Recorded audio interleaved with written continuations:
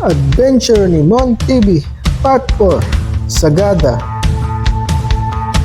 Yo mga Lods, akala nyo tapos na no? Hindi pa. Yippee! Pagkatapos natin akyatin yung new highest point, eto na naman tayo, binabaybay ulit ang mga bundok. Parang wala nang katapusan, parang utang paakyat ng paakyat. Alright, pero go lang dahil sa dulo ng lahat ng ito, may adobo, adventure, alright. Oras ngayon 2 p.m. Mga alas gutom na to, kaya tumigil muna kami dito sa Bros Inasal. Masarap naman, may free wifi, kaya ayun lahat busy sa cellphone. Ako nag-charge muna ako at katawan. Alright, kung pwede lang pati motor i-charge dito, no? Yippee! Mga Lods, di ko kinaya, nakapagpahinga kami dito ng 1 hour. Actually, hindi lang pahinga, idlip. Yung tipong plano mong pumikit lang saglit, tas pagdilat mo, gabi na, alright, pero 3 p.m. pa naman. Kaya, let's go na. Chill ride, biyahe ulit, mga 3 hours pa daw, biyahe pa Sagada.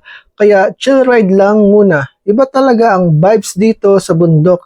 May unlimited view, walang monthly subscription. Ang sarap sa mata, pero masakit sa puwet. Yippee! Mga Lods, may falls pa sa gilid. Parang highway with feelings, may lungkot, may pa-falls. Kung hindi ka pa rin makamove on sa ex mo, dito ka na lang tumambay. Presko pa. Mga Lods, yes, tama ang nakikita nyo. Bundok na naman to.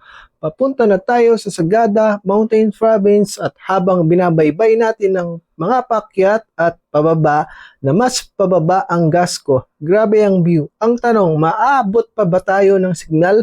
Wala na ngang data, pati pag-ibig wala. Kahit ilang oras pa kayong magmotor dito, malamig. Chill ride lang talaga.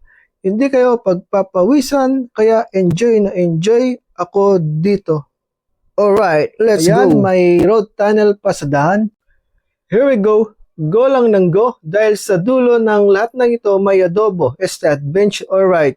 Finally, yan, welcome to Sagada. Kung pupunta kayo dito, ipin nyo sa mapa yung Dantay Store. Para siyang checkpoint ng adventure. Dito din kayo pwedeng mag-refill ng tubig o ng pag-asa. Alright, ito pa, Lods. Ayan, todo selfie. Ayan, ang ganda. Yan, tinodo na ang video. May pa-selfie pa.